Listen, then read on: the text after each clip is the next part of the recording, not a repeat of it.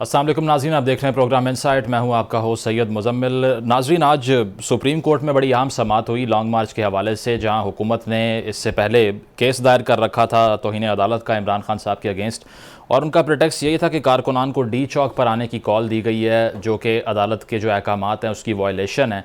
और इस केस के अंदर सुप्रीम कोर्ट ने लॉन्ग मार्च के ख़िलाफ़ पहले से कोई हुक्म जारी करने से इनकार किया है। तो आर्ग्यूमेंट्स यही रहे इस केस के अंदर कि हम एंटिसिपेट नहीं कर सकते कि क्या गलत होने जा रहा है, और जब तक कोई एक्शन होता नहीं है तो पहले से प्रीएम्प्टिव कोई कार्रवाई नहीं हो सकती, जिसके बाद यकीनन वफाकी हुकूमत को बैकफुट पे जाना पड़ा होगा। और इसके अलावा कल बड़ा एक अहम फ़ैसला सामने आना है तोशाखाना रेफरेंस से मुतल्लिक, जिसमें पहले भी 19 सितंबर को ये फ़ैसला महफूज किया गया था। और ये वही केस है जिसमें इमरान खान साहब रिपीटेडली एक्यूज़ करते रहे हैं कि PDM जो है, नून लीग पीपल्स पार्टी, इनकी मुश्तरका साजिश से मुझे ताहयात नाअहल करवाया जाएगा इस केस के अंदर। तो PTI खासा एक जारहाना बयानिया सामने लेकर आई थी तोशाखाना रेफरेंस से मुतल्लिक। तो इसका फ़ैसला कल इलेक्शन कमीशन ने सुनाने का ऐलान किया है और तमाम नज़रें इस फ़ैसले के ऊपर हैं। इसके अलावा अगर मुआशी इशूज़ की बात की जाए तो सागदार साहब ने इंदिया दिया है कि अगर भारत रूस से तेल ले सकता है तो हम भी रशिया से ऑयल की डील कर सकते हैं, और इसके ऊपर बात की जा रही है। इसके अलावा उन्होंने ये भी कहा कि जो सूदी निज़ाम है बैंक्स का, इसको ख़त्म करने के लिए इकदाम करेंगे। और एक वीट क्राइसिस जो है वो जन्म लेने जा रहा है, क्योंकि गंदम के बहरान को प्रेडिक्ट कर रहे हैं लोग। और साथ साथ ये भी कहा गया कि KP और पंजाब की जानिब से जो गंदम की बवाई के लिए वफाक से बीज थे उसको लेने से इनकार किया गया है। और एक टसल हम देख रहे हैं कि सेंटर और प्रोविंसेस के दरमियान सामने आ रही है, इसको भी रिजॉल्व करना खासा इंपॉर्टेंट है इस मुआशी सूरत हाल में। लेकिन सबसे रीसेंट और बड़ी ख़बर जो आज सामने आई वो ये है कि बरतानिया के अंदर जो क्राइसिस है वो अब मज़ीद इंटेंसिफाई हो चुका है। और लीज़ ट्रूस जो कि सिर्फ 44 दिन पहले वज़ीर आज़म बनी थी और वो 19th सेंचुरी के बाद सबसे शॉर्टेस्ट रूल करने वाली PM बन चुकी हैं, उन्होंने आज रिज़ाइन कर दिया। इससे पहले उनके कैबिनेट मिनिस्टर्स भी रिज़ाइन कर गए थे। और इसकी वजह यही बताई जा रही है कि जो इकनॉमिक क्राइसिस है, जो उनकी पॉलिसीज़ थी उस पर ख़ासी तनकीद की जा रही थी, जिसके बाद उन्होंने अपने अहदे से इस्तीफ़ा दिया है। तो इसी पर पहले बात कर लेते हैं। हमारे साथ मुकीम अहमद मौजूद, तानवी सहाफ़ी हैं। इसके अलावा मुनीब कादर हमारे साथ मौजूद होंगे, एनालिस्ट हैं और लीगल एक्सपर्ट भी हैं। Munib, welcome to the show. आपसे स्टार्ट करना चाहेंगे, किस तरह से देख रहे हैं लीज़ ट्रूस के इस रेजिग्नेशन को, और जो टोरी पार्टी है आपको लगता है कि फेलियर है उसका कि मैनेज नहीं कर पाए इकनॉमिक इशूज़ को? जी बिल्कुल, ये कंजर्वेटिव पार्टी का काफी देर से, अगर हम देखें 2016 के बाद से इनमें कोई स्टेबिलिटी नहीं रही। 2016 में जब डेविड कैमरॉन ने रिजाइन किया था तो फिर टेरेसा मे प्राइम मिनिस्टर बनी और वो भी नहीं संभाल सकी। उसी के बाद एक साल के अंदर एक स्नैप इलेक्शन हो गया। 5 साल पूरे होने के बगैर ही गवर्नमेंट ने स्नैप इलेक्शंस कॉल कर दिए। फिर 2019 से फिर इलेक्शन हुआ। 2019 में बोरिस जॉनसन ने टेरेसा मे को रिप्लेस किया और फिर इसी साल बोरिस जॉनसन को भी अपनी प्रीमियरशिप से रिजाइन करना पड़ा, क्योंकि उनके ऊपर बहुत इल्जाम थे कि जो कॉस्ट ऑफ लिविंग क्राइसिस है, जो ब्रेक्सिट की हैंडलिंग है और जो कोरोना वायरस पेंडेमिक की हैंडलिंग है, प्लस वो जो पार्टी गेट स्कैंडल हुआ था बोरिस जॉनसन के खिलाफ, तो वो सारा उनकी रेजिग्नेशन में रिजल्ट किया। और उसके बाद फिर एक बहुत फियर्स लीडरशिप कंटेस्ट छिड़ा, जिसके बाद लिज ट्रस उस कंटेस्ट को जीत गई और वजीर आजम बन गई। पर अब जैसे ही वो ऑफिस में आई 6 हफ्ते बाद उनको आज, जिस तरह आपको पता ही है, रिजाइन करना पड़ गया। एंड वो बहुत अनपॉपुलर हो गई थी, प्राइमरीली उनके जो इकोनॉमिक प्लान्स थे उसको लेकर, कि उन्होंने टैक्स को कम करने का वादा किया था। उन्होंने कहा था कि इलेक्ट्रिसिटी प्राइस कट्स होंगे पब्लिक बोरोइंग के थ्रू और पब्लिक स्पेंडिंग कट्स होंगे। तो ये इकोनॉमिक प्लान्स उनके बहुत अनपॉपुलर साबित हुए और उनको एंड पे इस्तीफा देना पड़ा। तो अब इसका मतलब कि फिर से एक प्राइम मिनिस्टर यानी बदला है कोई चौथी दफा in the last, you could imagine, 5 to 6 years। तो ये टोरी पार्टी के लिए बहुत बड़ा डिजास्टर है। मुझे तो लगता है अब तो लेबर पार्टी के लिए फ्यूचर पड़ा है। अच्छा, ठीक है मुनीब, आप साथ मौजूद रहिए। मुकीम साहब, आप बताइएगा कि क्या फैक्टर्स वहाँ पर आपने देखे, जो ब्रिटिश पब्लिक है उनके सेंटिमेंट्स क्या हैं स्टेज के ऊपर, क्योंकि एब्सोल्यूट केओस है, समझ नहीं आ रही लीडरशिप कहाँ से आएगी। जी, आप सही फरमा रहे हैं, एक केओस वाली सिचुएशन है और अनसर्टेनिटी जो है वो गुज़िश्ता 4 साल से मौजूद थी। और ये बोरिस जॉनसन के वक्त में तो बहुत ही हालात खराब हो गए। उसके बाद रूस यूक्रेन जंग ने रही सही कसर पूरी कर दी। ये जो यानी एनर्जी क्रंच जिसे ये कह रहे हैं, उसने लपेट में ले लिया है पूरे यूरोप को, और उसके ये असरात हैं कि ये लिज ट्रस जो है उसकी बलि चढ़ गई बुनियादी तौर पे, कि बिजली के बिल जो हैं वो 450% और गैस के 450% बढ़ चुके हैं अब तक।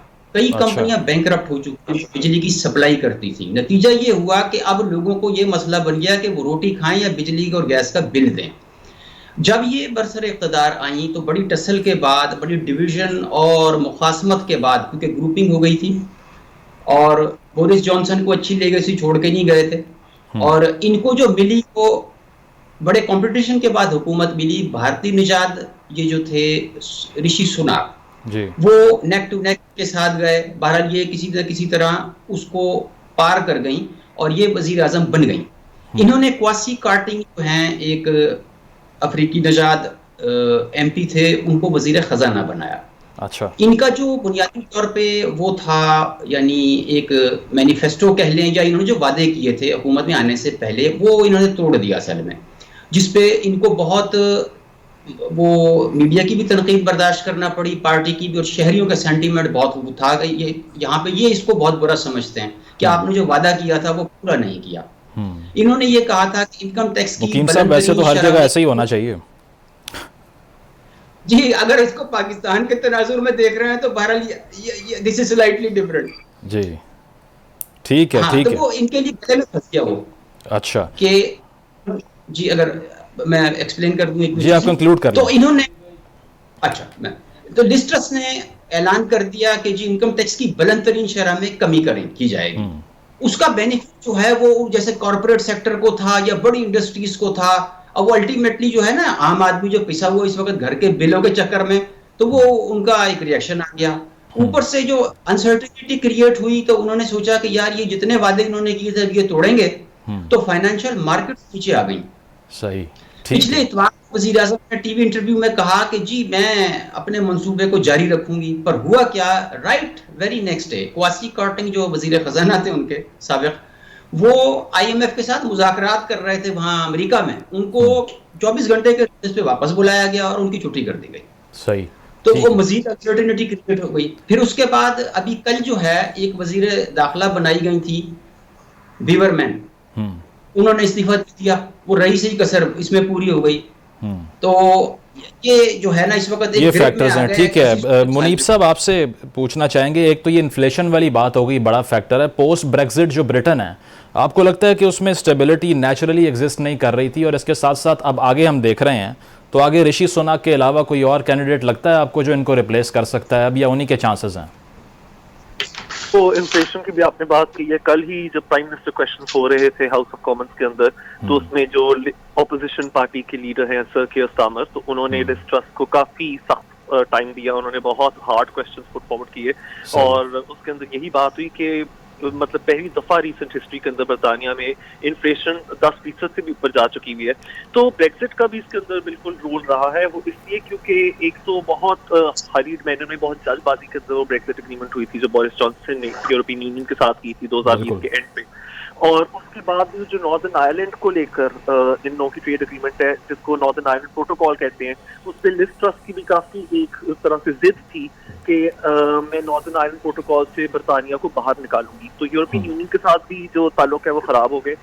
तो ओवरऑल ये जो Tory party, Conservative party consecutively जो यके बाद दीगरे जो वजीर आज़म इधर आए हैं, थेरेसा मे से बोरिस जॉनसन से अब लिज ट्रस तक, तो उसमें इतना पब्लिक कॉन्फिडेंस अंडरमाइन हुआ है बरतानिया में कि अब तो वही बात है कि एक तो लीडरशिप कंटेस्ट होगा कि अब कंजर्वेटिव पार्टी को किसने लीड करना है। ऋषि सुनाक की आपने बात की है, वो देखा जाए तो वो सेकंड लीड थे लिज ट्रस के बाद 2 महीने पहले लीडरशिप कंटेस्ट में, पर ऐसा नहीं है कि वो एक वाहिद ऑप्शन रह गए हैं। इसके अलावा और भी काफी पॉपुलर लीडर्स हैं, पेनी मॉर्डेंट, तो उनकी भी काफी ज्यादा पॉपुलैरिटी है which we should not undermine. वो लीडर है हाउस ऑफ कॉमन्स की। बोरिस जॉनसन जैसे इस लीडरशिप रेस में वापस आना चाहेंगे, लेकिन मुझे नहीं लगता कि पीपल वुड वांट कि बोरिस जॉनसन वापस आ जाए। तो बोरिस जॉनसन के आपको चांसेस नहीं लगते। बहुत शुक्रिया मुनीब कादिर साहब, और मुकीम अहमद साहब हमारे मौजूद थे और ब्रिटेन का जो क्राइसिस है उस पर कमेंट कर रहे थे। प्रोग्राम में आगे बढ़ते हैं और दीगर इश्यूज़ को शामिल करते हैं, जिस तरह से इकॉनमी पाकिस्तान की सफ़र कर रही है और वीट क्राइसिस की बात की जा रही है। इसी पर बात करने के लिए हमारे साथ नून लीग के रहनुमा राना एहसान अफजाल साहब मौजूद हैं, और इसके साथ साथ आलिया हमजा साहिबा ने हमें ज्वाइन किया है तहरीक इंसाफ से। आप दोनों का बहुत शुक्रिया। एहसान साहब, आपसे आगाज़ करना चाहेंगे। पहले तो थोड़ा पॉलिटिक्स की तरफ ही आ जाते हैं। आज अहम केस की समाअत हुई सुप्रीम कोर्ट के अंदर, और जो आप लोगों का प्रोटेक्स यही था कि लॉन्ग मार्च के अगेंस्ट कोई प्रोटेक्शन मिल जाती, वो नहीं मिली आपको। तो यकीनन सेटबैक तो एक है कि स्टांस यही सामने आया सुप्रीम कोर्ट के अंदर भी कि एक इशू या फिर एक जो आप एंटिसिपेट कर रहे हैं कि वायलेंस हो सकता है वहाँ पे या फिर कानून की खिलाफ वर्जी हो सकती है, वो अभी हुई नहीं है, उससे पहले इकदाम कैसे करें। तो अब कंटिजेंसी प्लान क्या है गवर्नमेंट का? बिस्मिल्लाहिर्रहमानिर्रहीम। देखिए, कंटिजेंसी प्लान तो वही है, अगर इन्होंने अनाउंस तो ये हर जगह कर रहे हैं कि ये रेड जोन में आएंगे और ये डी चौक में जो है वो आना चाहते हैं, और ये भी बता रहे हैं कि संभाला नहीं जाएगा, इतनी ज़्यादा पब्लिक होगी कि फिर ये श्रीलंका ना बन जाए। और फिर अपना दूसरा ये जो डिमांड पेश करते हैं वो आर्मी चीफ की पेश करते हैं, जिससे ऑपोजिशन लीडर का कोई लेना देना नहीं है। तो डेफिनेटली जब आप इस नियत के साथ आप इस्लामाबाद पे मार्च करने लगे हैं, तो फिर हुकूमत तो जो है वो अपनी रेड कायम करेगी और जो है प्रीएम्प्ट करेगी, क्योंकि हुकूमत को तो नजर आ रहा है कि ये किस मकसद से आ रहे हैं। तो हमारा जो प्लान पहले था वही अभी भी होगा। हम इनको जो है वो डी चौक में एंटर नहीं होने देंगे, और ये इनकी नीयत जो है वो इट इज़ एम्पली क्लियर। इनके जो रहनुमा हैं ये खुद 20 दफ़ा जो है वो इस चीज़ की इंडिकेशन दे चुके हैं कि ये क्या करने आ रहे हैं। एहसान साहब, पैनिक का फैक्टर क्यों है गवर्नमेंट के रिस्पांस में? अगर आपको वाकई लगता है कि पब्लिक सपोर्ट उनके पास नहीं है, पिछला मार्च भी उनका फेल हो गया था, तो फिर पैनिक क्यों सामने आ रहा है इतना? कोई पैनिक नहीं है, कोई पैनिक का आंसर नहीं है। देखें, हुकूमत का काम है कि जो रेड जोन है, जहां पार्लियामेंट है, जहां एम्बेसीज हैं, जहां सुप्रीम कोर्ट है, जहां पाकिस्तान सेक्रेटेरिएट है, उसको प्रोटेक्ट करें। तो जब आप इस नीयत से आएंगे कि वहां आपने जो है वो कोई धावा बोलना है और आपने जो लायमल ये कह रहे हैं, तो वो तो फिर हर हुकूमत जो है उसको प्रोटेक्ट करती है। अब जब ये देते हैं मिसाल के फजल रहमान आया था, जब फजल रहमान साहब आए थे तो वो कश्मीर हाईवे पे ही रुक गए थे, वो आगे नहीं बढ़े थे। इसी तरह बिलावल और वो भी रेड जोन में नहीं घुसे थे। तो जब ये इनका इरादा ही ये है, इसके अलावा इनका एजेंडा ही कुछ और नहीं है, तो फिर हमने तो रोकना है। ठीक है सर, पॉइंट आ गया आपका। आ जाए इस्लामाबाद, हमें बताएं। ठीक है, आलिया साहिबा, आप इस पर कमेंट करना चाहेंगी कि जो रिसेंटली ये फैसला भी सामने आ चुका है, तो प्रीएम्प्ट यही कर रही है गवर्नमेंट कि आप रेड जोन में जाएंगे, वहाँ पे लॉ को डिस्टर्ब करेंगे, तो क्लैरिफाई कर दीजिए अपने अज़ाइम, ताकि गवर्नमेंट भी ऐसा रिस्पॉन्स ना दे फिर। बिस्मिल्लाहिर्रहमानिर्रहीम। सबसे पहले तो मैं ये कहूँगी, मुझे ये बता दें इन अज़ाइम का इज़हार हमने कैसे किया है। यही बात तो आज सुप्रीम कोर्ट ने की है, जब उन्होंने इनकी सदा को मुस्तरद किया। उन्होंने पूछा एक चीज़ हुई नहीं है, आप पहले से उसको एज्यूम करके बैठ गए। Same is happening with their वज़ीर दाखिला। पता आज अभी थोड़ी देर पहले अभी मैं आपका लास्ट कमेंट ही सुन सकी, अभी ना सिर्फ बरतानिया ने मईशत की नाकामी के ऊपर रिजाइन किया है, बल्कि वहाँ के वज़ीर दाखिला ने 43 डेज के बाद इतनी सी बात के ऊपर कि यहाँ पर उन्होंने एक सरकारी ईमेल जो है वो अपने पर्सनल अकाउंट से किया, उन्होंने रिजाइन किया है। आप यहाँ पर वज़ीर दाखिला की तरह मेंटालिटी सोचें, वो मुल्क के सबसे मकबूल लीडर के लिए जिस तरह के अल्फाज इस्तेमाल कर रहा है और नेशनल टीवी वो जिस तरह की गालियाँ हमें और हमारे वर्कर्स को निकाल रहे हैं, वो भी आपके सामने है। और उसके बाद इखलाकियात का दर्ज भी पीटीआई को देना चाहिए। और ये कहा जा रहा है कि वो हमारे साथ जो सलूक करेंगे कि हमें उल्टा वो करके, क्या वर्ड्स मैं यूज नहीं करना चाहती, वो हमारे वर्कर्स और सपोर्टर्स पे जुल्म करेंगे। ड्रोन इन्होंने पहले खरीद लिए हैं, कंटेनर्स इन्होंने पहले निकाली है। तो नियतें तो सबकी आपके सामने है। हमारे इसमें नियत का क्या हुआ है? हमने तो कुछ भी नहीं कहा। क्या 25 मई को हम डंडे सोटे लेकर आए थे वहां पर? इन्होंने डंडे सोटे मारे थे हमारी गाड़ियों के ऊपर, आम आवाम की गाड़ियों के ऊपर। बैरिस्टर नासरा साहब के घर की दीवार फलांगी थी। 70 साल जो हमारी कैंसर सर्वाइवर माँ जैसी खातून है, उनको डंडे मारे थे। मेरे ऊपर शेलिंग हुई थी, मेरे घर की दीवारें फलांगी गई थी। फॉस्फोरस बम के मुकदमे हमने भुगते हैं। अभी भी मैं प्रिविलेज कमेटी, ये लोग मुझे प्रिविलेज कमेटी में भी बुला रहे हैं। और किससे बुला रहे हैं जी? तौहीन कर दी है मैंने इन लोगों की। मैंने कौन सी तौहीन कर दी है? मुझे तो अब टर्म्स ऑफ तौहीन ही समझ में नहीं आ रही है कि सिर्फ एक तौहीन अवाम या तौहीन पाकिस्तान नहीं हो रही, बाकी इस मुल्क में हर चीज हो रही है। तो मैं सिर्फ इतना बता दूं, हम पुरअमन लोग हैं। हमारा पहले दिन से एक मुतालबा है, फ्री एंड फेयर इलेक्शन। आप ये देखें, उसके लिए हमने कौन सी तोड़ फोड़ कर दी है, वो तोड़ फोड़ ये हमें बता दें। वो हमें ये कह दें कि हमने क्या किया है इन लोगों के साथ, कौन सा हमने किया है। हमारे जितने जलसे हुए हैं वहाँ अवाम आती है, छोटे बच्चे आते हैं, बुजुर्ग आते हैं, व्हील चेयर पे लोग आते हैं। इवन आपने इंतखाबात में देखा है कि किस तरह के पुरअमन इंतखाबात हुए हैं। तो कौन सी चीज हमने ऐसी कर दी है जिस चीज के ऊपर इनको इतना खौफ है? मैं आपको बता दूं, बेसिकली टर्म अब मैं इस्तेमाल करूंगी, अब क्या करूं, उर्दू में उसको भगोड़ा ही कहते हैं, स्कॉन्डर या इश्तिहारी को, तो अब मैं ये टर्म इस्तेमाल करूंगी तो इनको बुरा लग जाएगा। लेकिन मुझे ये बता दें, अब मैं उर्दू में कोई और टर्म मुझे सिखा दें तो मैं ना सिर्फ ये अवाम से भाग रहे हैं, ये अवाम के एहतजाज से भाग रहे हैं, ये इलेक्शन से भाग रहे हैं, ये पूरा अमन एहतजाज की इजाज़त नहीं देना चाहते। कल इनसे पूछें 15 करोड़ इन्होंने असेंबली में जवाब जमा कराए हैं कि 15 करोड़ रुपए के शेल्फ इन्होंने 25 मई पे हमारे ऊपर दागे थे, और उसके अलावा बुलेट फायर करना अलग है, जो हमारे लोगों की कैजुअलिटीज हुई वो अलग है, जो हमारे लोग शहीद हुए वहाँ पर, उसके अलावा आप ये देखें कि जिस तरह का नुकसान, और अब ये 40 करोड़ फाइनेंस मिनिस्ट्री से ऑलरेडी अप्रूव करा चुके हैं हमारे धरने के लिए। 1500 कंटेनर से इन्होंने इस्लामाबाद को कंटेनरिस्तान बनाया। और आप मुझे बताएं खौफ में कौन मुब्तला? आलिया साहबा, ये सारी सिचुएशन अवॉइड हो सकती है if you resign from the provinces? देखिए मेरी एक बात सुने, हम क्यों रिजाइन करें? मुझे एक बात बता दें, इम्पोर्टेड हुकूमत है ना, इसीलिए तो आपका स्टांस यही था। जी आपको बताना चाहती हूँ, मुझे सिर्फ एक बात बता दें, इम्पोर्टेड हुकूमत तो इनको रिजाइन करना चाहिए जिनको अवाम का मैंडेट हासिल नहीं है, जिनके पीछे अवाम नहीं खड़ी।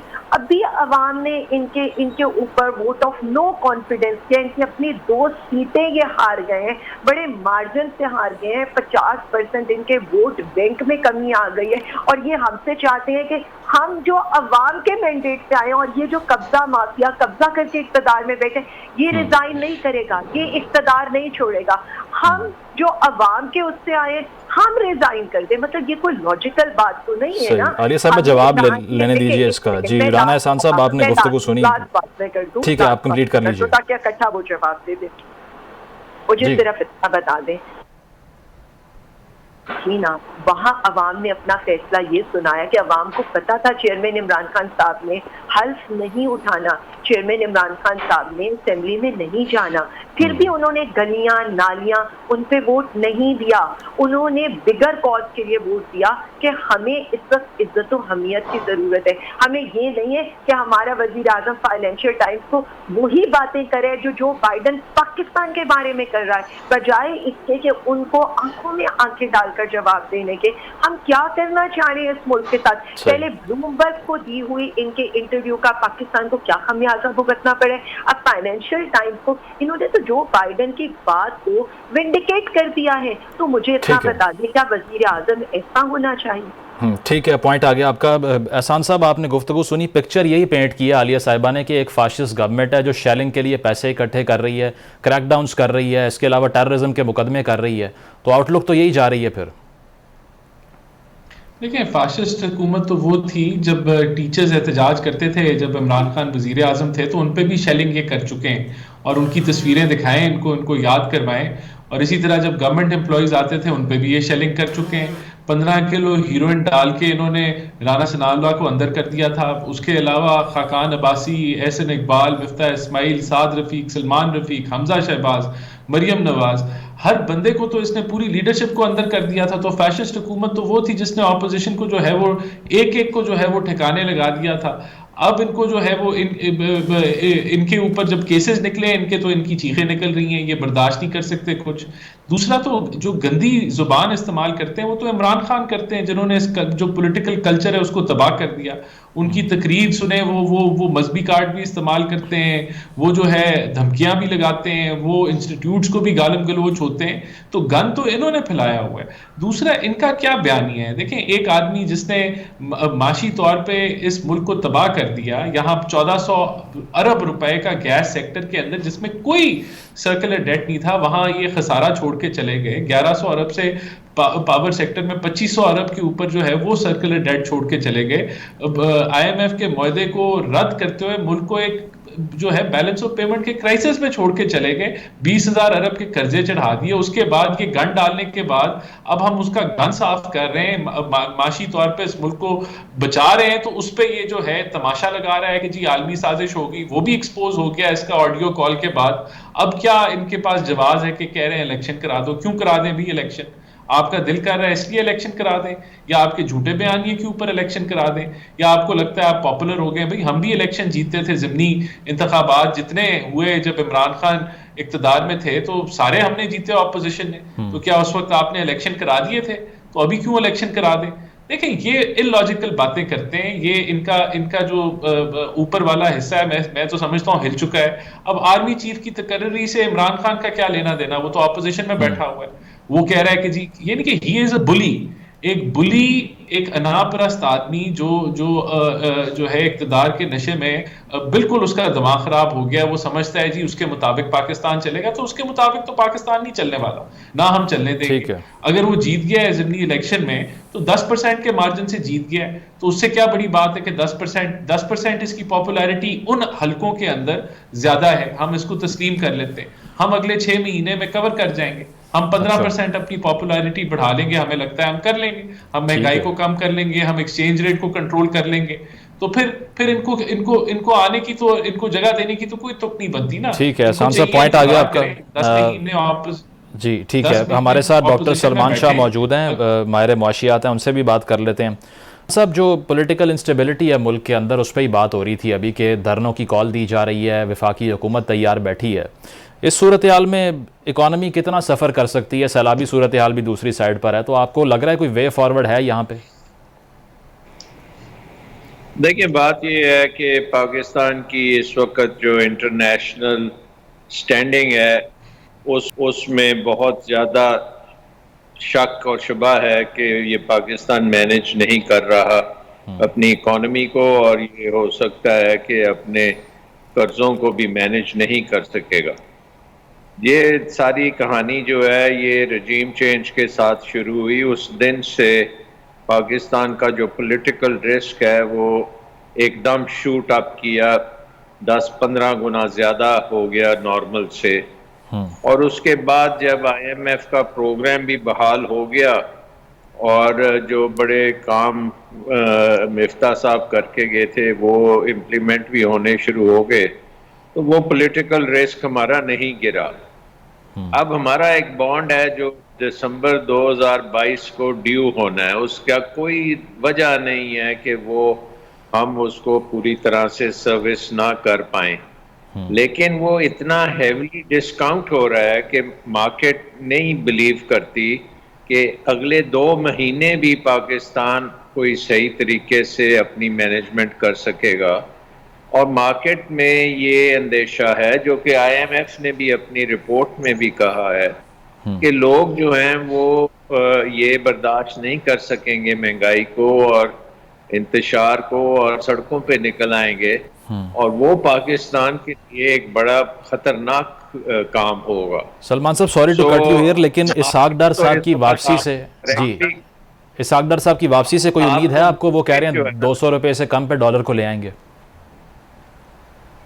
वो तो मज़ाक़ खेज़ बातें करते हैं ना, वो तो एक अकाउंटेंट हैं जिनको पता नहीं 4 बार फाइनेंस मिनिस्टर किसने बनाया और क्यों बनाया, बट उनके आने से कोई फ़र्क नहीं पड़ा हमारी रिस्क प्रीमियम पे। उनके मिफ्ता साहब के प्रोग्राम से कोई फ़र्क नहीं पड़ा। जिस किस्म की बातें कर रही हैं, बहकी बातें, कभी प्राइम मिनिस्टर कहता है कि हम डिफ़ॉल्ट कर गए तो क़यामत आ जाएगी, फिर फाइनेंस मिनिस्टर कहता है नहीं हम डिफ़ॉल्ट नहीं करेंगे लेकिन हम कुछ मुल्कों से बातचीत करेंगे। मतलब पब्लिकली आप सारी बातें इस तरह की कर रही हैं और दुनिया वेट कर रही है। अभी आपने बरतानिया में देखा, 5 हफ्ते में उन्होंने फर्क कर दिया प्राइम मिनिस्टर को, क्योंकि इकॉनमी जो है वो नोज डाइव कर रही है। यहाँ पे इकॉनमी कई 6 महीने से नोज डाइव कर रही है, फंसे हुए हैं, अटके हुए हैं, इलेक्शन नहीं होने देंगे, ये नहीं होने देंगे। भाईजान, डेमोक्रेसी में जब इस तरह की चीज होती है तो आप इलेक्शन पे जाते हैं। बिल्कुल। अगर आप इलेक्शन में जाएंगे, पाकिस्तान भी अगर इलेक्शन में जाएगा, तो ये जो पॉलिटिकल अनसर्टेनिटी है ये खत्म हो जाएगी। ठीक है। इसके बजाय सिर्फ एक इकोनॉमिक जो इश्यूज हैं वो सामने आएंगे। ठीक है सलमान साहब, पॉइंट आ गया आपका, इसका जवाब लेंगे राना एहसान साहब से। एक ब्रेक शामिल करते हैं प्रोग्राम में और ब्रेक के बाद इस पर मज़ीद करेंगे। जो वीट क्राइसिस आने वाला है उस पर भी बात करेंगे after the break. Stay with अस।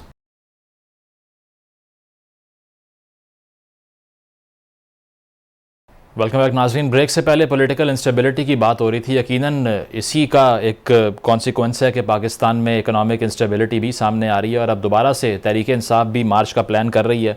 तो इसमें गवर्नमेंट का मौक़िफ़ यही है कि हम अगले साल अक्टूबर तक इस सेटअप को कंटिन्यू करने जा रहे हैं। आलिया साहिबा, आपने इससे पहले राना एहसान साहब की गुफ्तगू सुनी, उसको रिस्पॉन्ड कर दीजिए।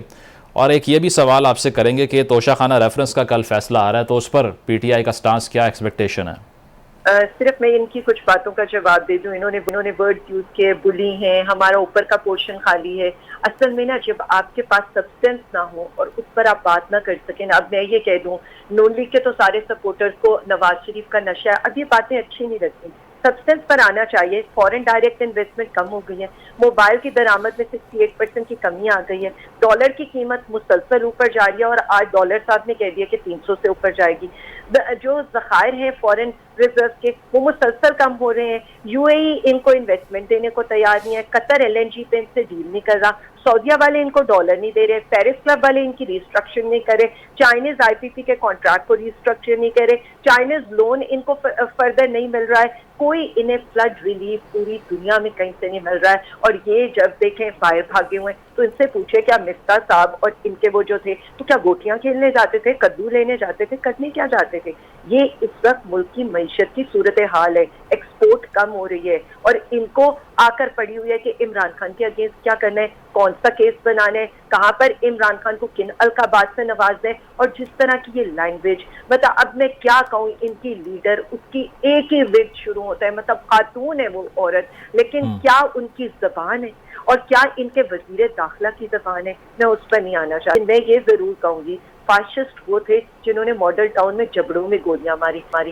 फाशिस्ट वो थे जो ARY बोल यहाँ पर सहाफियों को क्या, पॉलिटिकल वर्कर्स को क्या, उनके साथ किस तरह का सलूक कर रहे हैं। और मुझे ये बता दें, इनकी ऑडियो लीक्स नहीं बता रही हैं कि इन लोगों ने क्या, कौन से मगरमच्छ के आंसू ये अवाम के सामने रोते थे और अंदर जाके पेट्रोल की कीमतें बढ़ाते थे। खुद ये छोटी छोटी सर्जरियां कराने लंदन भागते हैं, जबकि अवाम के ये सेहत कार्ड भी बंद कर देते हैं। फिर इनसे पूछें, हमारा तो हमें तो छोड़ दें, हमने जो भी साजिश का बयानिया बेचा। जरा रियाज पीरजादा साहब की स्टेटमेंट पर तो ये मुझे रिस्पॉन्ड कर दें, जो उन्होंने कहा है कि हम गैर मुल्की साजिश का आलाकार बने, या इनके जो इत्तेहादी अख्तर मेंगल ने कहा है कि कभी हमें यहाँ धकेल दिया जाता है, कभी हमें वहां धकेल दिया जाता है। फिर ये कह रहे थे कौन से बाई इलेक्शन, केपी के बाई इलेक्शन में नीचे से दूसरे नंबर पर ये आए थे। उसके अलावा केपी के लोकल बॉडी फर्स्ट फेज में भी ये नीचे से दूसरे नंबर पर आए थे। सियालकोट में हमने इनको हराया था पीपी के इलेक्शन में, गुजरांवाला में हमने इनको हराया था पीपी के इलेक्शन में। जो जहाँ अक्सर ये कह रहे हैं ना कि इनकी हुकूमत में बाई इलेक्शन सारे ये जीत रहे थे, अब तो ये कह ही नहीं रहे, हमारी पॉपुलैरिटी नहीं है, अवाम ने निकलना ही नहीं, अवाम ने हमें वोट ही नहीं दिया, 10% बढ़ा है, 10% से क्या फर्क पड़ता है, तो इलेक्शन से क्यों भाग रहे हैं? ठीक है, आलिया साहब इस पे जवाब ले लेते हैं। तोशाखाना रेफरेंस पे जरा कमेंट कर दीजिए, फिर मैं उनकी तरफ जाता हूँ। कल फैसला आ रहा है। मैं ये बात कर देती हूँ कि आज अगर इलेक्शन कमिश्नर साहब बैठकर ये बात कर रहे हैं कि जी कौन सा आइन और कानून इमरान खान साहब को 7 इलेक्शंस के और 7 जगहों के ऊपर खड़े होने की इजाजत देता है, मेरा उनसे सिर्फ एक सवाल है, कौन सा ऐसा है कि जो ऑडियो लीक के अंदर, आप तो एक इंडिपेंडेंट है, आप तो एक ऑटोनमस बॉडी है, ऑडियो लीक में बिल्कुल क्लियर है कि लंदन से आपको हुक्म आया, स्पेसिफिक एरियाज के आपने रिजाइन एक्सेप्ट किए, स्पेसिफिक हलकों में आपने अपने कैंडिडेट खड़े किए, फिर भी शिकस्त हुई। यानी इनसे ये अपनी मर्जी के एम्पायर भी लेकर आते हैं, अपनी मर्जी। आलिया साहिबा, अगर कल फैसला आपके हक में आ जाता है तब इलेक्शन कमीशन ठीक होगा आपके लिए। मेरी एक बात सुने, हमने जो काम भी किया है आइन और कानून के लिहाज से किया है, हमने अपने सारे डॉक्यूमेंट्स वहां पर सबमिट कराए हैं। यहाँ तक के इमरान खान साहब ने जो ये 5% के ऊपर अपने घरों के अंदर कोई कालीन, तो कोई टाई, तो कोई घड़ियां, और बगैर कानून के 4-4 गाड़ियां लेकर जाते थे ना, वो नहीं किया इमरान खान साहब। ठीक है आलिया साहब, आपका पॉइंट आ गया, हमारे पास टाइम शॉर्ट है जी। डिक्लेयर भी किया और उन पर टैक्स भी अदा किया। ठीक है, पॉइंट आ गया आपका। एहसान साहब, इसको रिस्पॉन्ड कर दीजिए। देखें, सबसे पहले तो मैंने जो जिस तरह की जवाब ये देते हैं उसी जुबान में जो है वो बात करने की कोशिश की थी, नहीं करनी चाहिए, क्योंकि इनकी जो है वो नफरत की जुबान के अलावा इनको और कुछ नहीं आता, और जितने ये एडजेक्टिव्स इस्तेमाल करते हैं वो कोशिश हमें शायद नहीं करनी चाहिए करने के लिए। लेकिन मैं यहाँ आपको सिर्फ pin point, I have the utmost respect for Salman Shah sahab, but he is a member of PTI, so there 2 members of PTI, but that is all right, कोई मसला नहीं है। देखिए, शाह साहब जो बात कर रहे थे, हम लोग अपना ये जो बॉन्ड दिसंबर में जो है वो रिटायर हो रहा है, उसको हम we will fully retire it, और कोई ऐसी बात नहीं है। पॉलिटिकल इंस्टेबिलिटी की वो बात कर रहे थे, तो पॉलिटिकल इंस्टेबिलिटी कौन ला रहा है? इमरान खान ला रहा है ना। क्यों ला रहा है? किस बेसिस पे? नो कॉन्फिडेंस मोशन तो जो था एक आईनी तरीका था, जो इन्होंने किया उसको इन्होंने आइन शिकन कहा, जब इन्होंने वो बेसिस बना के इनके डिप्टी स्पीकर ने उसको नो कॉन्फिडेंस को रद्द कर दिया। तो पॉलिटिकल इंस्टेबिलिटी क्यों कर रहे हैं इमरान खान? क्यों वो इस मुल्क के अंदर इसका पॉलिटिकल रिस्क जो है वो बढ़ा रहे हैं?